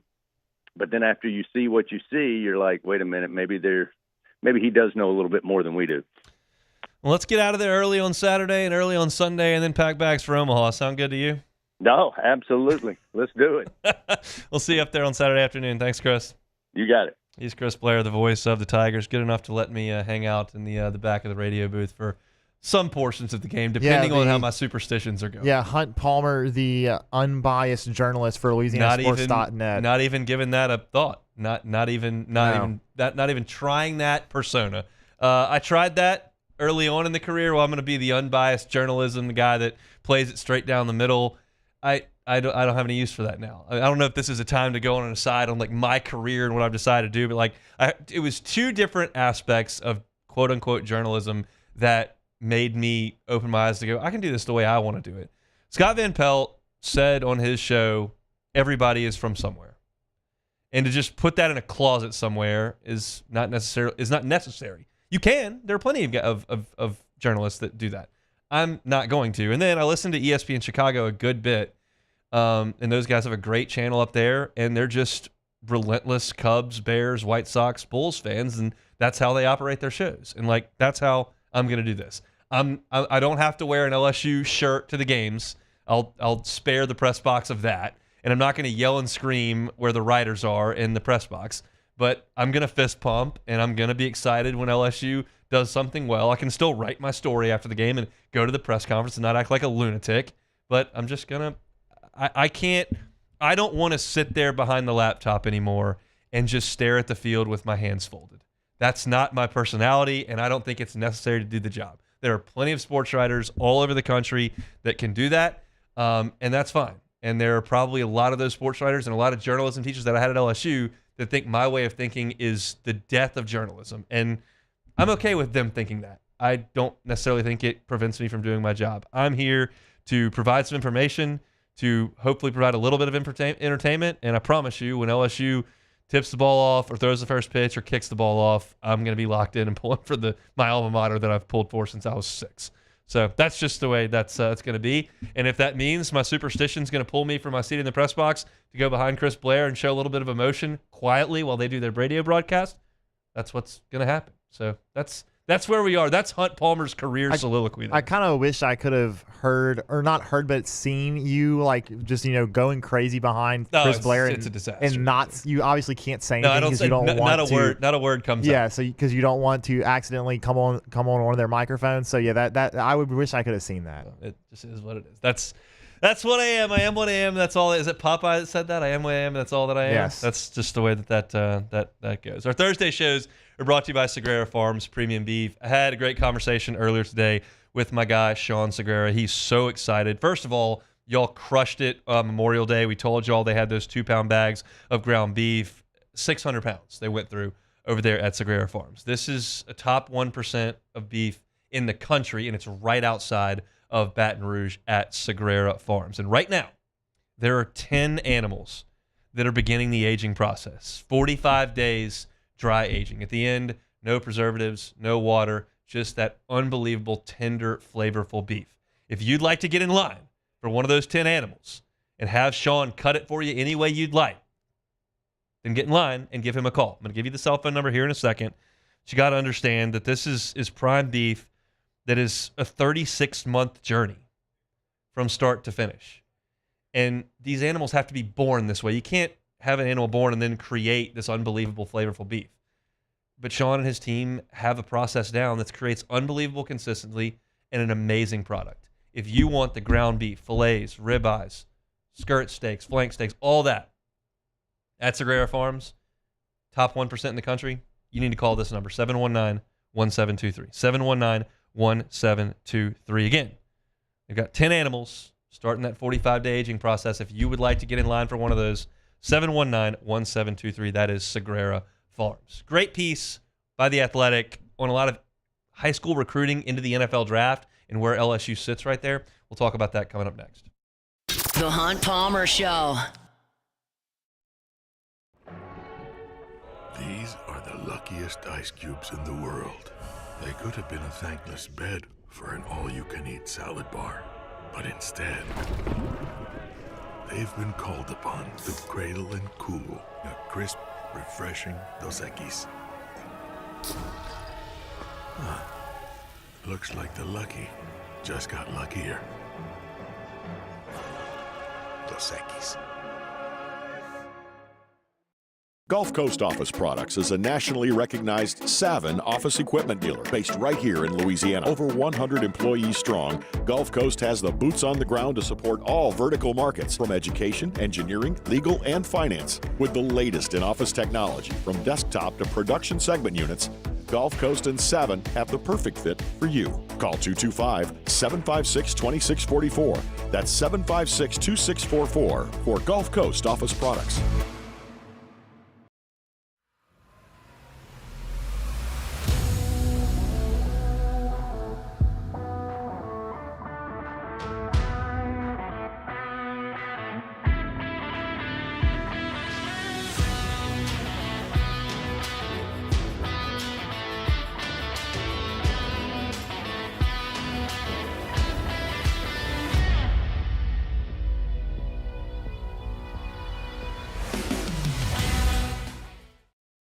ED, low T, or simply seeking to optimize your health and performance? Goodwood Men's Sexual Wellness offers a range of discreet services to address your specific needs. We empower men to reclaim their health and confidence. Visit yourgoodwood.com.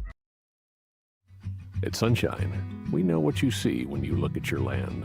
Where others may see dirt, you see the foundation you've built your life on. This, it's hallowed ground. It's past, present, and future. We're proud to provide quality John Deere equipment to help you maintain the land you love. Check out our current promotions and learn more about what it means to be powered by sunshine at sunequip.com. At Luba Workers' Comp, our journey began over 30 years ago with a simple belief: our clients come first. At Luba, our business has always been focused on people, not policies. Through every success and challenge, we've continued to grow because we've stayed true to our values, committed to providing you with genuine dependability. Because your well-being is more than a priority. It's our purpose.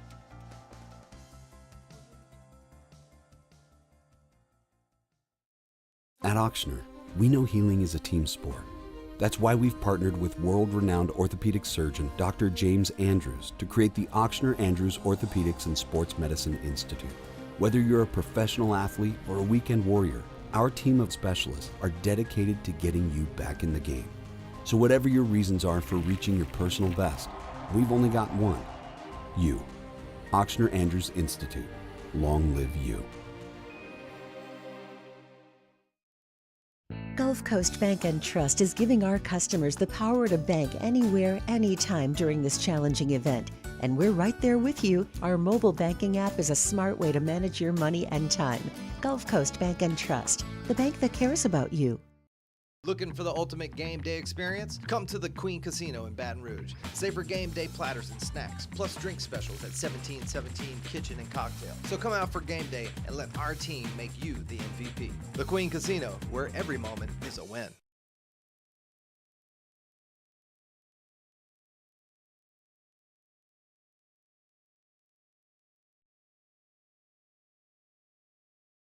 You're listening to The Hunt Palmer Show, brought to you by Sagrera Farms.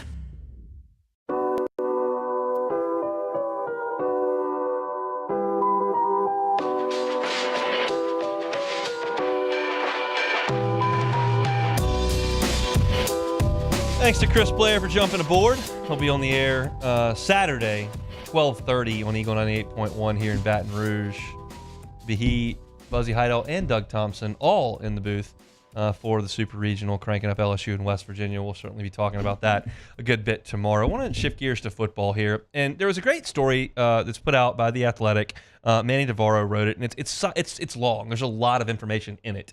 But I'm going to tailor it towards the LSU side, obviously, for our audience. It's about recruiting as it relates to 4 or 5-star recruits, 3-star recruits, and then what they end up doing in the NFL draft. And I found it fascinating, as I do most of the time when these come out. All of these numbers are from the 24/7 Sports Composite. So they went one place instead of aggregating everything. Now, the composite does do aggregating, but it's not like they're not cherry-picking numbers here. They're just going straight off the 24/7. And so we'll start big picture here.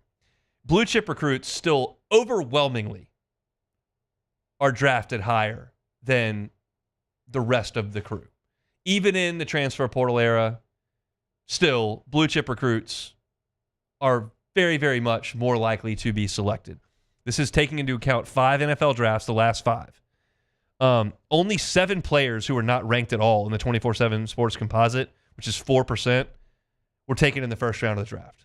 That only happened 7 times in 5 years. Now, you look at the high-end players, on average, they're like 32 5-stars, and somewhere in the draft cycle, between 300 to 400 4-star recruits. And you're talking about 5-star recruits make up 26% of the first round. When you consider how few of those there are, that's an astronomical number. It's almost as many as 3-stars, which is 29%. Do you know how many 3-star recruits? Every single recruit that signs with Purdue and Arkansas and Washington State and UCLA and Cal and who, like, they're all 3-stars. And there's 25 5-stars a year. 25 stars a year. And they're almost equal as far as going in the first round.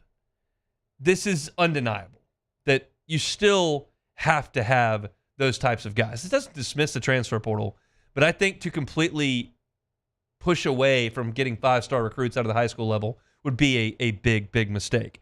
Now it goes into the states, and I'm getting to LSU here in a second, but into the states, the most draft picks, Texas, second most Florida, third most Georgia, and fourth most California. Those are always the big 4.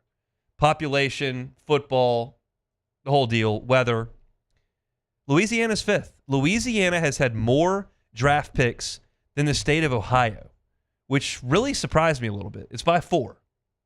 And Louisiana has had 49% of those be blue chip recruits, Ohio 39%. Now, there are more smaller schools in Ohio, and so I think there's some development going on more so at, Akron or Ohio or one of those, as opposed to the FCS schools or Tulane or Louisiana Tech.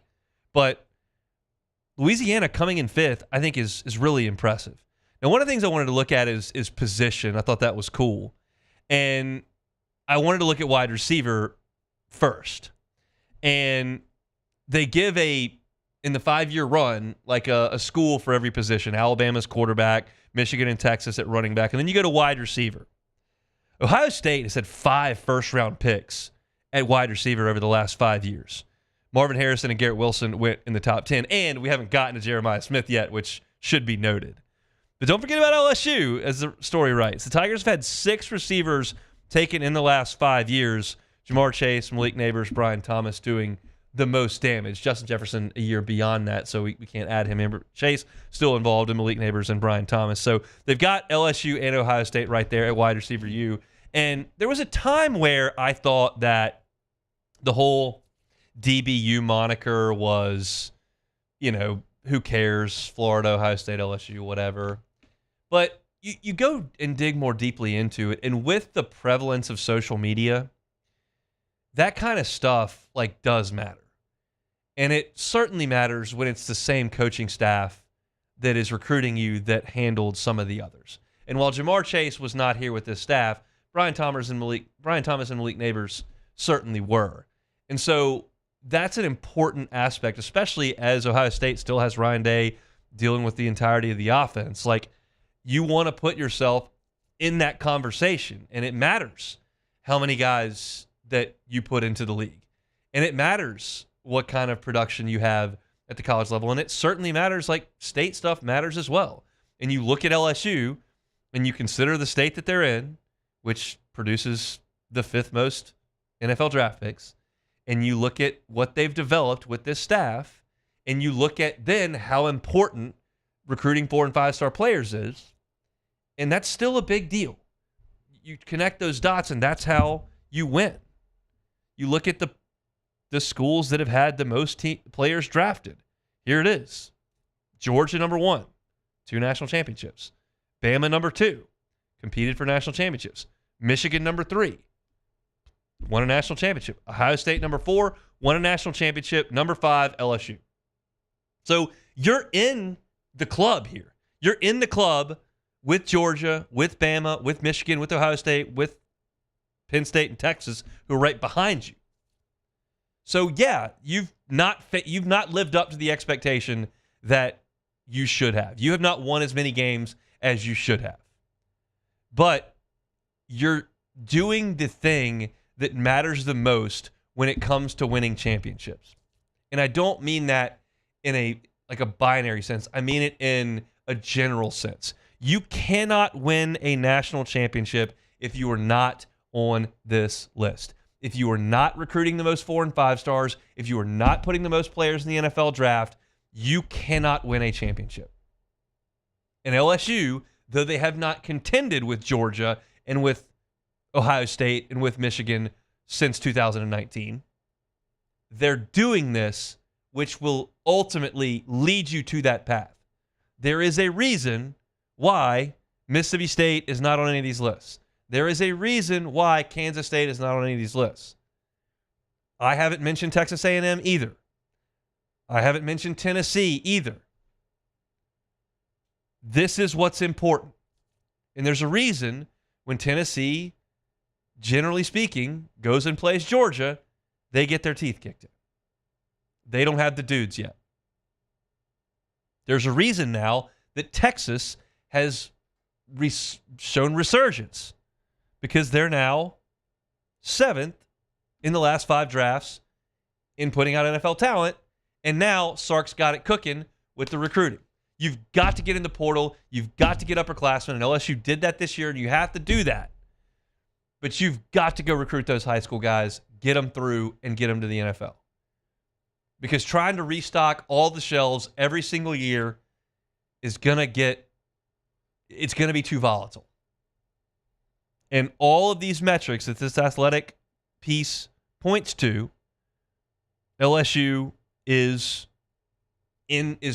pointing in the right direction. Yes, it's wide receiver. But yes, it's quarterback as well. Yes, it needs to be secondary, where Corey Raymond is starting to pick up all those 4- and 5-star recruits. DJ Pickett is here now. And you've got to do it on the defensive line. You've got to do it on the offensive line. And you feel like you've got the guys in place to make that happen. LSU as a football program has not reached where it needs to be in the last 5 years. But they're doing the thing that is the greatest indicator of getting back to where they need to be. And that is a very, very encouraging thing from this story on The Athletic. All right, that's your LSU football. If you're looking for LSU football content, hunt on LSU on YouTube or wherever you find your podcast. Our Thursday show is brought to you by Sagrera Farms. We'll come back and close it out next. The Hunt Palmer Show. One Bath and Closets. OneBathAndClosets.com is the website. David Duvall and his team, 30 years redesigning and remodeling bathrooms and closets. Look, closet space may not be front of mind for you, but maybe it is. Don't have a great spot. I didn't when I moved into my first house. My wife came along a few years later. She's like, "What? Where am I supposed to put all my stuff?" Like, well, just find a closet. I don't know. Well, that's not a great answer, turns out. So we had clothes in the attic, in other rooms, in the hallway closet. It was bad. We moved. We knew we were going to move when the second baby came, so we moved, and we handled the closet situation in that way. You don't have to move to do that. Let David Duvall and his team come in and put in a brand new closet. Let them come in and use the space in your current closet more efficiently. They're a licensed contractor. They can do the big, dirty work. They can do something simple and customized. Just depends on what's in your budget and what your needs are. Start that process with the consultation. Just starts with the questionnaire. How many pairs of shoes you got? How many people live here? Winter coat, how many suits you got? And once you've got the measurements down, he can put that magic touch on all of it. Go to the website. See the pictures of his great work. It's functional and it's gorgeous. And I can promise you this, they'll do it right the first time and leave the competition behind. It's One Bath and Closets. Check them out online, onebathandclosets.com. Flight by Yingling is raising the bar by crafting the next generation of light beer. With only 2.6 carbs and 95 calories, this is premium refreshment 6 generations in the making. Flight by Yingling. Raise the bar.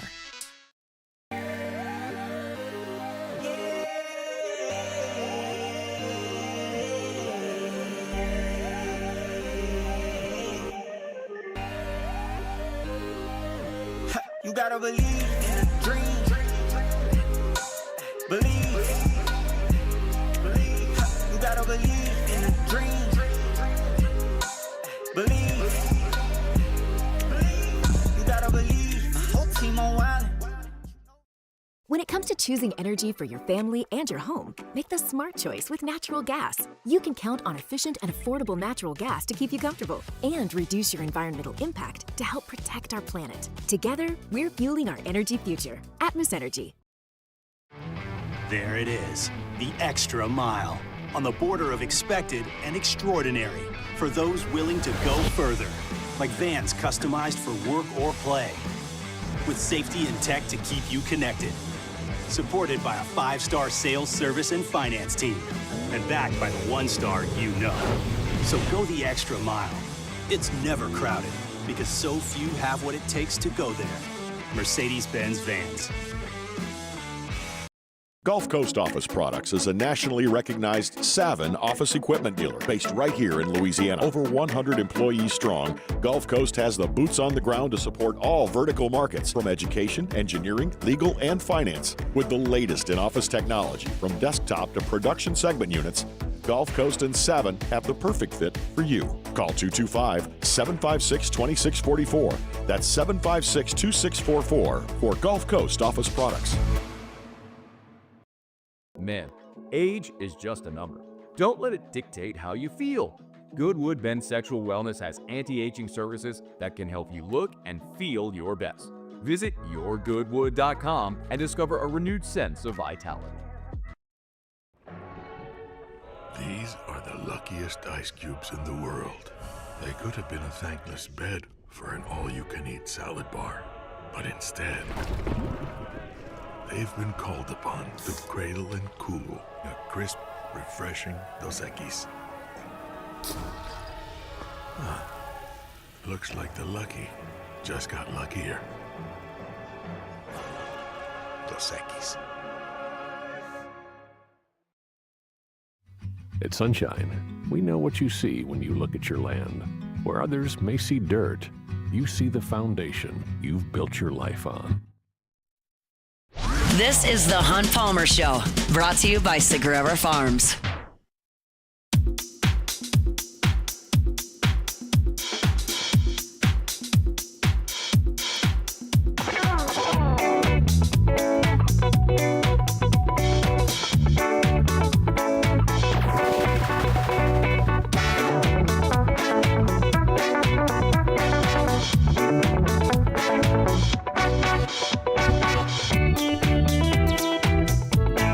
Wrapping things up here on a Thursday edition of the Hunt Palmer Show. Been a great one. Thanks to Chris Blair for a little bit of time. Thanks to, do we have another guest? Yeah, we did. We had Joe Healey. Yeah. Good conversation. Always enjoy talking to Joe about some SEC baseball. I feel like I have to make a pick right now on Arizona, North Carolina, because by the time I come on tomorrow, they will be 2 hours into their baseball game from Chapel Hill. I like the Tar Heels. I think they're very good. I think they hit the crap out of the ball last weekend. Y'all remember that third baseman Gallagher from last year? He was bashing the baseball against Oklahoma over the weekend. Arizona played great out west in Eugene, but I will take the number 5 seed North Carolina Tar Heels to win tomorrow and probably win that one in 2. Wonder who Jay Johnson would pick in that game. I think he would well, he has a pretty good knowledge of what North Carolina is. He does. I doubt he knows as much about Arizona He's going to probably pick Arizona. Yeah, well, I think he probably wants Arizona to win. Yeah. But I think he might pick North Carolina because he watched them last year, and they're pretty good. Yeah. All right, take it or leave it. Take it or leave it. Take it or leave it. Presented to you by Flight by Yingling, the next generation of light beer, crafted by America's oldest brewery. Today's hottest stories in sports, news, and sometimes even Hunt's life. The question is, will he take them or leave them? All right. I gotta do the Yingling Flight lead, here's the bro. thing. Here's the thing. I didn't do it the first two times. I was okay. You were. But it's hard for me to remember. Get in the routine. I gotta remember it. Flight by Yingling, next generation of light beer. Going to be real toasty out there in the parking lot for Alec Box Stadium over the weekend. If you're looking for a cold, refreshing summertime beer, no better beer than Yingling Flight. 2.6 carbs, 95 calories. Perfect for tailgates, game days, or even just winding down after work. I'm going to be on the grill tomorrow night after work. We'll have baseball on as well. Going to have a Yingling Flight by Yingling handy. So go check them out. Flight by Yingling, the next generation of light beer. All right, first one. As we were coming to the top of this hour, or maybe it's the bottom of this hour, Pittsburgh Steelers are apparently going to be signing Aaron Rodgers. A lot of sources, league sources, Ian Rappaport, Tom Pelissero, all of the usual suspects are reporting this, that Aaron Rodgers will be signing a 1-year deal with the black and yellow. According to multiple, I already said that. Yep. I was reading it. Yep. This is what happens. Ron Burgundy reading teleprompter. Here's where you say take it or leave it. This will go well. Take it or leave it. I'll leave it, but it's still the right thing to do. Like, you're not going to win with what you had with the Fields-Wilson deal. Like, that's not going to get it done. Rodgers gives you a chance. It's an outside chance, but it's a chance. It's a 1-year deal. If it doesn't work, go back to the drawing board and figure something out. Yeah. It's hard to do. They had their long run with Roethlisberger. I still think they got a great coach, and the roster's okay.